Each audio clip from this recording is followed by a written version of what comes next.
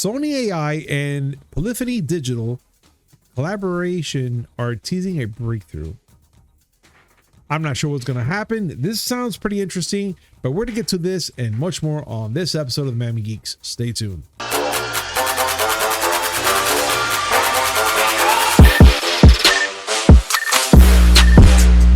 Yo, what's up, everybody? Welcome to a brand new episode of the Miami Geeks Weekly Updates, brought to you by digitalcracknetwork.com. I'm your host, Punch305. With me, as always, old school gaming specialist, Uncle Willie. All right. How was your Monday? Great. And yours? Great. I mean, I would say living hell, but that happens on Tuesdays as well. So it's a special circle. I'm just going to say, at some point, Morpheus, did knock on my door asking if I was okay. I'm just saying. Well, I get it. But I don't know. I just think that today is going to be quite an interesting day, dude.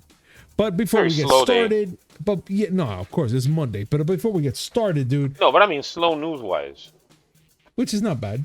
We still got something to talk about. Yeah, okay. There's things to talk about. Like, I can sit there and talk about how Tommy Tallarico is no longer part of the whole Intellivision bullshit scam that we haven't talked about here because I don't want to talk about scams. Nobody wants to talk about scams. We won't talk about that. No, we're not. But anyway, please continue. All right. So pretty much what I want to say is for all of you viewers who are brand new to the show, make sure hit like, comment, subscribe, hit that notification button just so when we come up with some amazing news, which is 3 times a week, Mondays, Wednesday, and Friday, and something in between. And also please note, guys, this Wednesday, we're not going to have a show due to work-related things that are going to be happening. Willie and I are going to be doing a lot of things Wednesday that we won't be able to do a show, but we will make it up. For you guys on Friday. So bear with us and stay tuned. And now, life sucks. I know it does, right? But we're not going to make Monday or Friday suck. So let's make it happen, Willie. So, and now let's get started because it's going to happen. So on to the news right now, Willie, which is Take-Two CEO says play-to-earn games aren't currently entertaining, but they could be someday. Now, when I read this article, I'm going to be straight up honest with you guys. I was waiting to see when it gets to the point of this whole thing. Technically, he was just going off and talking about blockchain and NFTs, which I swear to you, I thought we were getting past NFTs and blockchain. I swear to you, Willie. I was at the point going, thank you, God, we're killing this thing already. But nope, it's back and in full effect. So when I saw Stratus Zelnick, he was pretty much talking about kind of like, I guess, the pros and cons for blockchain and NFTs, Willie. Am I correct? Yeah. And I'll just add one thing. If anyone was going to talk about this and talk about how the positivity of it, it was going to be Take-Two CEO Strauss Zelnick. Yeah, I mean, he did mention something that this could be a possibility that it will be just kind of like a fling, but then again, he was very optimistic that it might do some good in the gaming industry, which I don't really believe in that. But what are your thoughts, Willie? Like, let's get a little more further detail of this because I know you probably read a little more about this than I have. But let's bring it up some more. Okay, first, he's talking about the prospect of NFTs in gaming.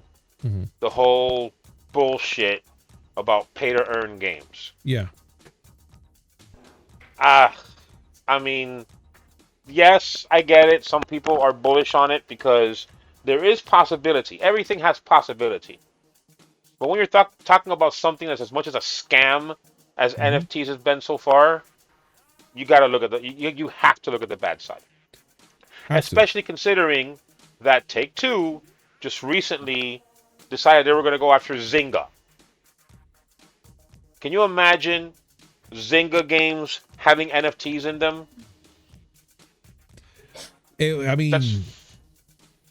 That's frightening.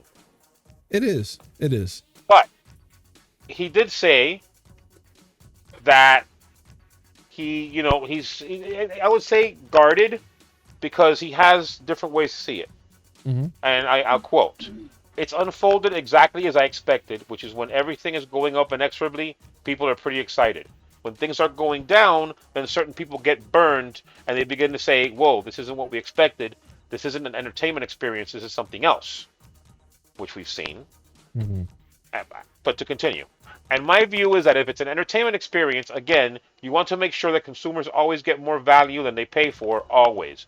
And if it's not an entertainment experience, then it's a gambling experience, and it has to be regulated, and it has to be transparent.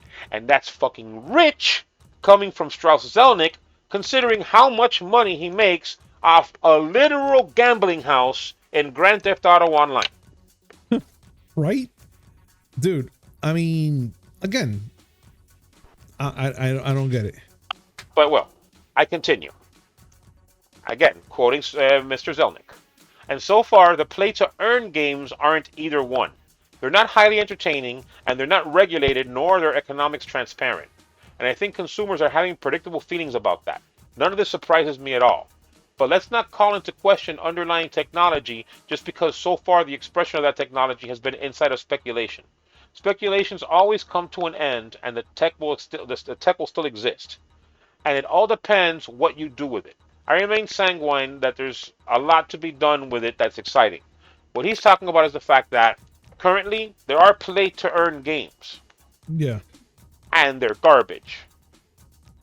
There are games that have had NFTs shoehorned into them, and it's garbage. Personally, I made my feelings known about play-to-earn games. I don't play games to work. If I want to work while playing a game, I'll go grinding in World of Warcraft. I mean, yeah, I guess. But that whole thing of where I have to earn an income by playing video games, and how I mean, I know the mechanics of how it would work, but how is it going to work in a way that makes sense and that isn't a freaking scam? I don't know. I don't even know. There's no regulation over NFTs whatsoever. This is like the Wild West, and crypto kitties who are all in love with NFT don't want regulation. So I'm sorry, you're gonna go and sell this to a massive audience? I mean, you gotta have some rules. You gotta have some safeguards in place. If not, people are gonna lose a lot of money, and everybody's gonna lose their fucking shirt. Technically, but again, this is all coming from Zelnick. Yes, it's coming from Strauss. Yeah. I keep saying it derisively, Strauss, because I know what you're about, Strauss. A literal gambling casino in GTA Online, Strauss. Yeah, I already see GTA Online NFTs. Any moment now.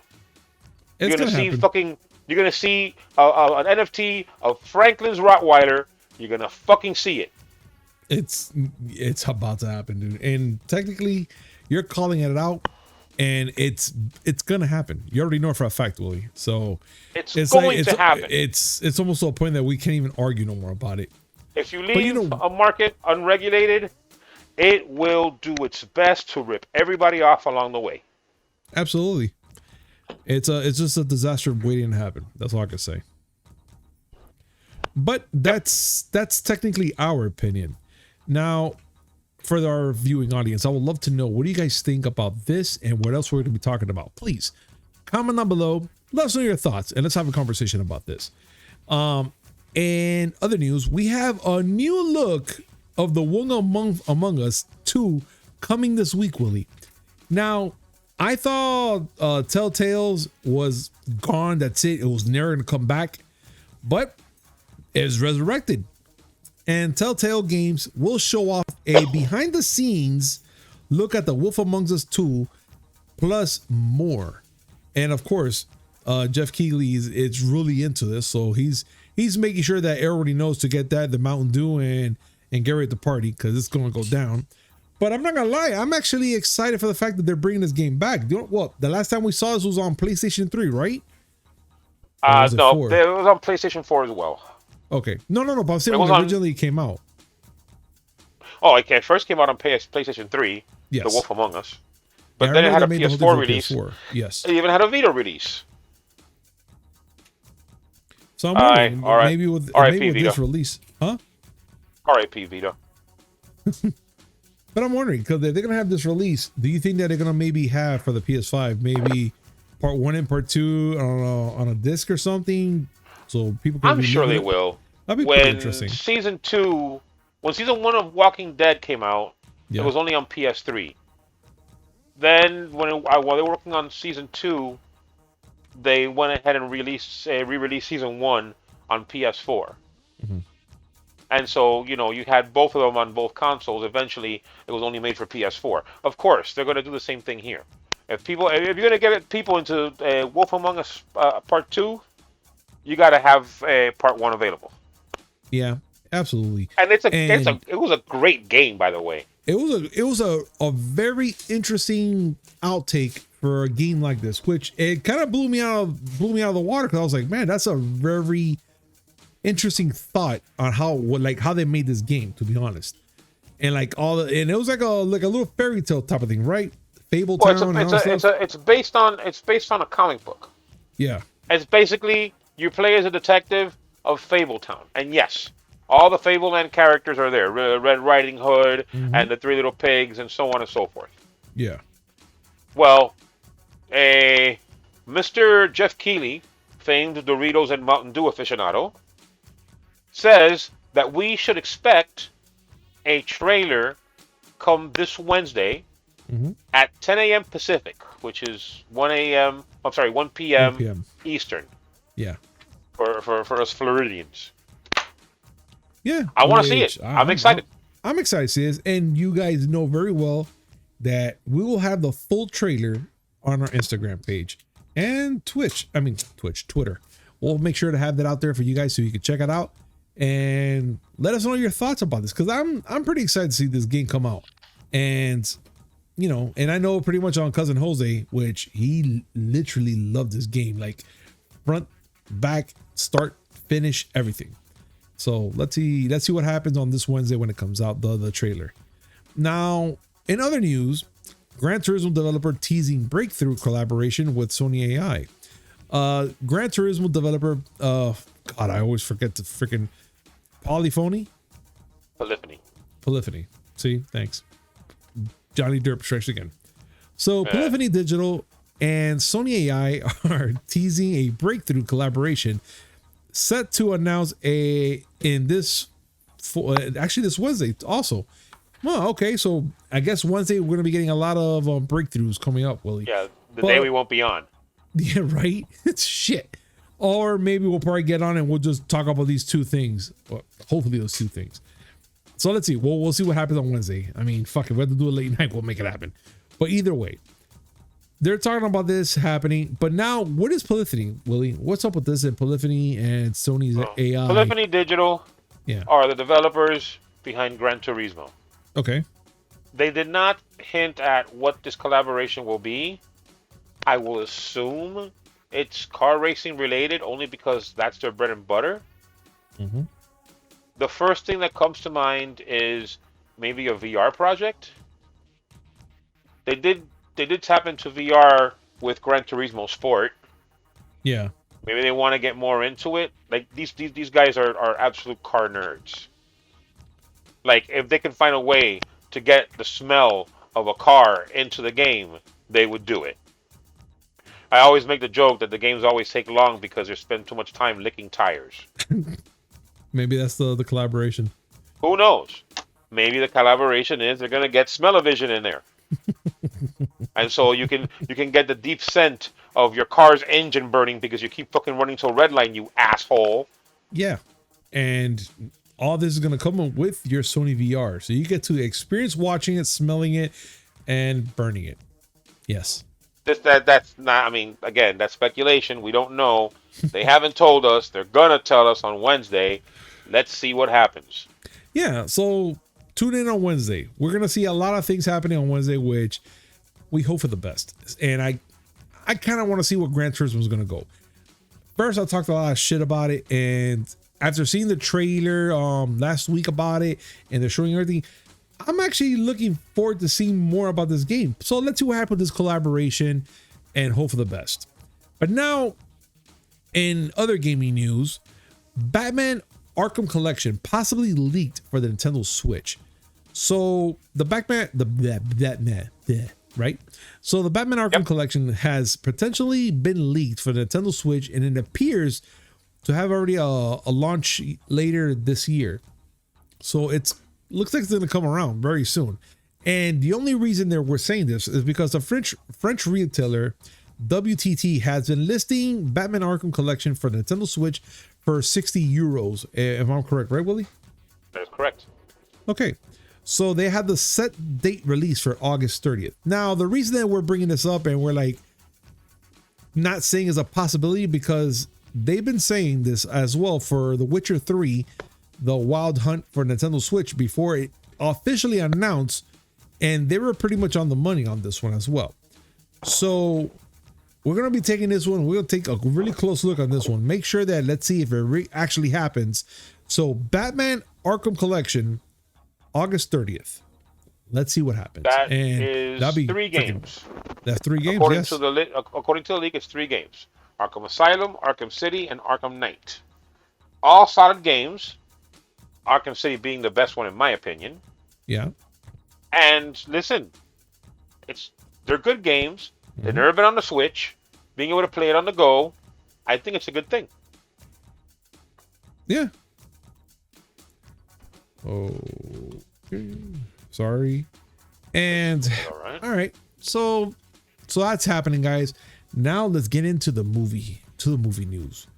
We're going to talk about, of course, Jackass. So at the weekend box office results, that Jackass Forever kicks off February with a bang. And not just only a bang, a big bang. So the boys are back. Finally, it's been such a long time that the Jackass crew has made a movie. And after several delays due to the pandemic and Johnny Knoxville and most of the Jackass crew reunited the theaters to bring back the world after 20 years and 4 movies, all which reached, number 1 at the box office. And I'm going to say that I am so sad that I have not seen this fucking movie. I seen all 3 in the movie theaters. This is the one that I have not seen yet, and I'm dying to see it. Yeah, I don't care. Willie, why you don't care? I saw the first one, and the first one was enough. If you gotta go and put a little Hot Wheels car in a condom and shove it up your ass to make a movie, you're trying hard. You're trying way too hard. That was Jackass 2, right? It seems to be working for them because Jackass Forever opened to $9.6 million on Friday. Amazing. Not good considering how the human malware 3.0 is affecting things. But it's not, it's enough to make it number 1. And that's not bad. It's not bad at all. And I'm gonna be honest, man. Like, I know the Jackass crew, they work hard in their antics and all the things they do out there. And for what they made right now, it's not so bad at all, man. And I'm glad. No. I'm glad that they're doing something good. I'm pretty sure this movie is not for the weak of heart or weak of stomach. And some people that don't enjoy that type of shtick. But I'm gonna say, man, for what they made now in the box office this weekend, not bad at all. At all. Right. Again, that the $9.6 million was just for Friday. The overall haul for the weekend was $23.5 million. Beautiful. Not bad considering what the movie is. A lot of the people who grew, I will say it, grew up watching Jackass. Yeah. Might have grown out of it. I sure as hell did. I haven't. It shows that they have quite a bit of fan base still. Yeah. And again, enough for the 23.5 million was more than enough to get it to number 1. Number 2 on the list, it's one that surprises me, which is Moonfall. I thought it would do better than it did, but it just grossed $10 million the whole weekend. Wow, that's pretty sad. And you talked about it. You say that you really wanted to watch it. I'm like, oh man, I really wanted to watch this movie as well. And that's kind of disappointing in a way. It is, but I mean that's the way it is. People, Roland Emmerich disaster movies. We've seen quite a few. Yeah. I think the high point was obviously Independence Day. Anyone who Hmm. says otherwise, we're gonna have words. But I guess maybe it'll have some life in the second week. But for right Maybe. now, it's opening not that good, and it wasn't. It didn't review well, but fuck reviews. Yeah. Yeah. The reviews don't count. It's whatever But people round, see and they like about it. but rounding out the top 10, Hmm. Spider-Man: No Way Home is in third with $9.6 million. We'll get Okay. to that in a moment. Hmm. Scream was fourth with 4.7. Then came Sing 2 with 4.17. Then The Kingsman, Redeeming Love, American Underdog, The 355, and The Wolf and the Lion.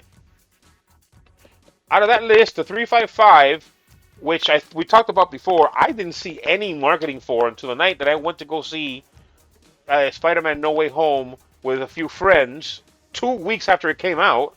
Jeez. I'm like, what the hell is this movie? And it's already available in streaming. Wow. Maybe that's That why they movie, probably didn't put so much effort to but it. it wasn't available in streaming at release. Mm. So either way, it's another female-led project that has disappointed. It gives up people the thought that you can't make a female-led movies, which we know is bullshit, considering Wonder Woman Yeah. and Captain Marvel. For whatever you think about the movie, the thing made $1 billion. Get over it. It's true. Very true. But it's not a good look. An No, it's not. American Underdog, a movie about Kurt Warner, which good on him, great quarterback, but also not very well marketed. It did better. Pretty sad. But speaking of Spider-Man: No Way Home, Thank you for bringing that up. So it looks like Spider-Man No Way Home projected to top Avatar's domestic box office haul this week. So the monumental success of Marvel Studios and Sony Pictures Spider-Man No Way Home is not done setting records yet. And I'm gonna be honest, I'm pretty shocked it's still going. Like this weekend, I went with the family. Well, Friday, we went to the theaters to go see the movie, and it was still there. I was like, and seeing two, and I was like, man, these movies are old already, but what they're doing still, they're still playing. I'm like, you know what? We're gonna go check the movie out, and probably just gonna be me and the family. No, the theater got packed, and I was like, this is unbelievable. Like it's getting packed still watching this movie. So getting to that, so it looks like they're going right after Avatar.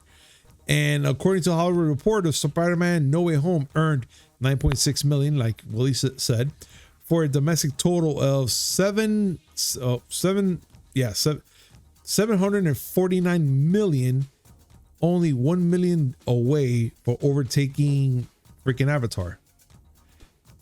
And that's just like that's unheard of. How do you think this guy's gonna handle James Cameron when he finds out that Spider-Man beats freaking Avatar? I don't think he's going to care, considering that Avatar is only number 3 domestically. Wow, that's not bad. That's not bad at all. It's not. I thought he'll be bitter about it. Weirdly. I mean, that whole thing of who has the most globally. Mhm. The Avatar lost it to Avengers Endgame, and then they re-released Avatar so it can get the crown back. That's the most petty bullshit on the planet. That's just them puffing up their chests. They both Yeah. made $2 billion. Shut the fuck up. Yeah. They But made money. We're all entertained. regardless, those are the metrics that people look at, and domestically, it looks like Spider-Man is going to overtake Avatar. Mind you, like I said, Avatar's only number 3. Avengers Endgame holds the number 2 spot at $858,373,000. And I don't see Spider-Man No Way Home beating that in theaters. And the crown is still held by Star Wars Episode 7, The Force Awakens, at $936,662,225. You got to put those $225 there. Of course. Still blasted past big names: Black Panther, Avengers Infinity War, Titanic, The Avengers, all of them left in the dust. Hey, The movie's got legs to the point where Sony went and decided to say, "Oh yeah, it'll come to streaming eventually in about 6 months." Give or take, because supposedly they said that Spider-Man was gonna come around February, around there, to streaming, from what I heard. Well, that's what they said. Yeah. But like this thing still has legs. Yeah. Why would 8. Sony cut their legs out from under the movie when it's making so much money in theaters by saying, "Oh, we're gonna have it in streaming in 2 weeks. Don't worry about it." Yeah. I mean, dude, I'm telling you, this movie came out in December and it's still pumping. It's pumping crazy. hard. It reminds me of Home Alone. It's multiple viewings by people who've seen it 3, 4, 5, 6 times. It's still a good movie. I've seen it 3 times. I've seen it 3 times in theaters. Yes. I would not mind going for a 4th, but like because the first one I saw it because I had to see it. Of course. The next 2 were because friends of mine who hadn't gone to see it yet were gonna go see it, and I wanted to see the look on their face when they saw the movie. Yeah. If I have another chance to go with somebody that hasn't seen it, I'd love to go to the theater to see it. I agree. I would have done the same thing. Like, this is just a family art, like me and my family, the second time watching it together, and I'm dead serious. My daughter loves it. She's like, "I love Peter Parker." That's all. That's how she referenced Tom Holland. Every time she sees him on TV for any type of commercial or anything, she just says Peter Parker. That's all. And I'm like, yeah, that's him. And I laugh about it. I'm like, yeah, that's him. And No por nada. Yeah. No por nada, but every time I see Chris Evans, I don't see Chris Evans. I see Captain America. Damn right. That's just how it is. And every time I see Robert Downey Jr., I don't care how long it's been. Let's see Iron Man. No, Sherlock Holmes. Oh, what? Please. Yeah, big dummy. Man. You fell right into my plot. Yeah, really? I'm all in there. Shit. Well, let's continue on, dude. So that's what's going on in the box office, ladies and gentlemen. But let's continue on with some interesting news. What's going on here with Warner Brothers sued over Matrix Resurrection release on HBO Max. So the Matrix Resolution producers have filed a lawsuit over how the film was released, according to a complaint filed in Los Angeles Superior Court. Excuse me. The suit was first reported on by Variety. Willie, why? The movie, It's not like the freaking movie's gonna make, like, it was gonna be freaking revolutionary. The movie sucked, even in theaters. So, why? Well, like, I don't this think is it was gonna do such a big the difference. age-old streaming versus theater argument. Yeah. Village Roadshow Pictures, who co-produced this movie and co-financed it, filed a suit against Warner Brothers, saying that they engaged in, quote, deliberate and consistent coordinated efforts to reduce the value of the Matrix franchise and Matrix Resurrections specifically by releasing it on HBO Max simultaneously as in theaters.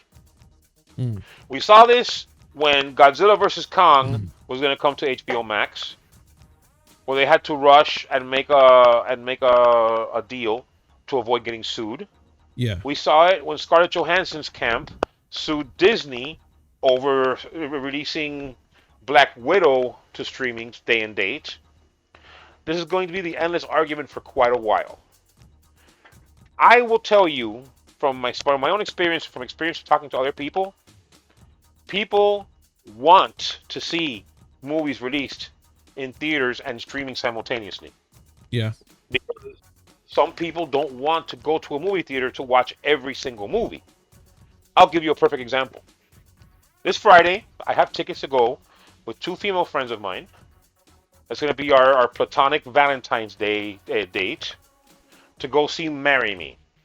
Okay. A movie that I would never give the time of day to normally because I don't give a shit about that movie.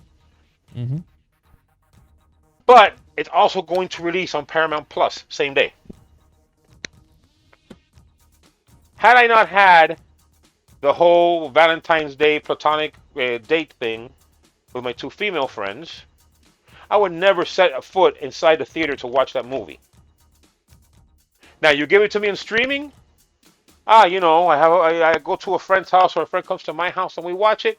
Okay, not every movie needs to be seen in theaters. True. My opinion. True. I get it though. And I go back to what I said before. Part of that fault lies on theaters. Sometimes the theater going experience is good for certain movies, like Spider-Man No Way Home.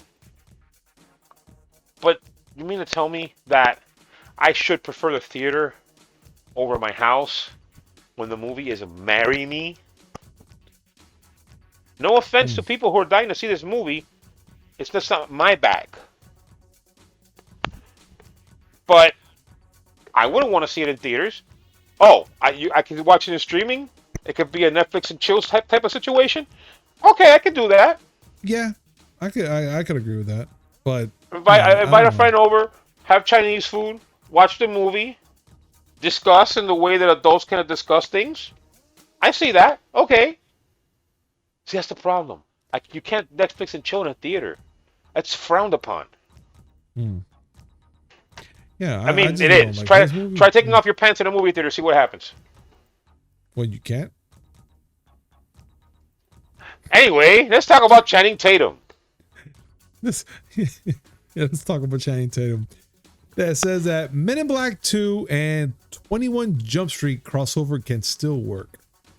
Look, man, I'm not sure what's up with him and what he's thinking, but like just by that sentence alone, Willie, really? All right, let's get to details. Really? All right, let's get to the details, man. Which Channing Tatum still thinks that the crossover between 21 Jump Street and Men in Black can still work. Tatum told Collider that he is blown away by the script of MIB 23 and that it is one of the most funniest scripts that he ever read. He said that he still thinks that there could be, that it could work, acknowledge some issues getting the film made, but including to getting various producers to sign on. Tatum says that a lot of producers of contract would need to be oh my god, oh my god, I can't say it, Willie. Ladies and gentlemen, Johnny Derp. Oh my god, I cannot say it. Help me. Renegotiated. Yes, I can't say that word now. Let me quote Monsignor Tatum here to just stop you from dying here. Yeah, please. Quote: I still think it could work. I really do. And if Sony would ever really I think do the hard work and figure out the producer problems that are inherent with that film, I think we can still do it. But right now, I don't know why they're just not motivated to do it. It's a big overhead on that movie. So there's Steven Spielberg, Neil Moritz, and Walter Parks. They're giant producers, on that. And then once everybody is kind of not wanting to come off their fee, you end up having a producer fee that's essentially maybe more than the actual budget on the movie. I love how, quoting him, it sounds in my head like the way he would actually talk. But all I want is this. All I want, listen, you can have MIB 23 all you want. Yeah, all of it. All I want is Vincent D'Onofrio as the bug from the first movie. Okay. Coming down to enroll himself in high school. Really? That's all. So what you're saying to me, you want him to come back from the dead because he died in part 1. So they're going to make some sort of time traveling space roach come back and re-enroll in school for these two. Re-enroll in school. And both Tommy Lee Jones and Will Smith have to sign up as counselors on this high school that Channing Tatum and Jonah Hill are going to in order to take down Vincent D'Onofrio. Willie, I don't really say this much often because, you're my homeboy and all, but did you smoke yourself retarded? I don't even want to say that. I'm already... I guarantee you, smoke was not involved. Retarded was, but that's fine with me. Retarded was, smoke was not. I am 14 sandwiches short of a picnic, and I'm including the ants in this. Okay. Yeah, but tell me that you would not want to see that. Look, I want to see Vice Principal Tommy Lee Jones. I'm just gonna tell Vice you Principal Tommy Lee Jones. No, the only way I can Vice say Principal this. Tommy Lee Jones. Vice Principal Tommy Lee Jones from Men in Black. Okay. And if you say otherwise, we can't be friends. No, I'm just gonna let you know that you're right. I am freaking nuts because I am one French fry short for a Happy Meal, and now because you're just kind of twisting my arm into it, I want to see it now. Nah. Yeah. One French fry? Nah. 7 French fries, 2 McNuggets, half a cup of soda, and you don't have the Szechuan sauce. Okay, and hold the pickle. That's it. No, but they probably put extra pickles. That's how crazy. That's how out of hand this shit is. It's insane. It's radical. Let's talk about radical. Let's talk about insane. All right, let's talk about, let's trip out here for a little bit. So Doctor Strange 2 posters put a spotlight on the trio of Strange variants. And I'm going to tell you right now, they look pretty freaking awesome. This whole several vibrant, psychedelic new posters of Doctor Strange in the multiverse of madness. And it puts a spotlight on the trio. So now they're saying there's a trio, Willie. So that means we're going to be seeing 3 variants of Strange. We're going to see the Strange we know, good Strange, and bad Strange. Is that what we're going for? I'm going to go with that, yes. For those who didn't watch What If, fuck spoilers, you should have seen it by now. Yeah, we're past that. But, yes. We have our in-universe Strange, the one that we all know, and then we have Strange, Doctor Strange Supreme, which is a Doctor Strange in the alternate timeline What If, who figures prominently, who got into in his universe. He got into magic because he was trying to find a way to bring back his girlfriend who died in his reality, but ended up sucking up so many evil creatures from the dark dimension that he's not the same guy he was before. No. And you have one that they're calling Defender Strange, which I keep insisting must be a reference to the original Defenders. No, not the ones on Netflix. No, I know what you're talking about. But what I will say, maybe there's a possibility. You might be right. But I mean, Defender Strange, it hits too close to home. For those who don't know, in the comic books, the Defenders were a group that was started similar to the Avengers. We have a problem. We need to fix it. Let's get whatever superheroes we have together to take care of it.